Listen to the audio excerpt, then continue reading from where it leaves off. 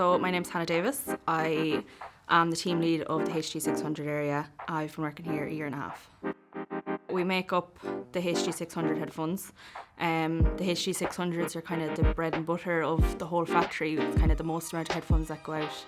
I am passionate about it. The longer you stay here, the longer you realise how kind of different the sounds are in each headphone. Like most people who you talk to coming in here, it's kind of, geez, it's such a nice atmosphere walking into. Like you come in, everyone says hello to you, everyone says good morning.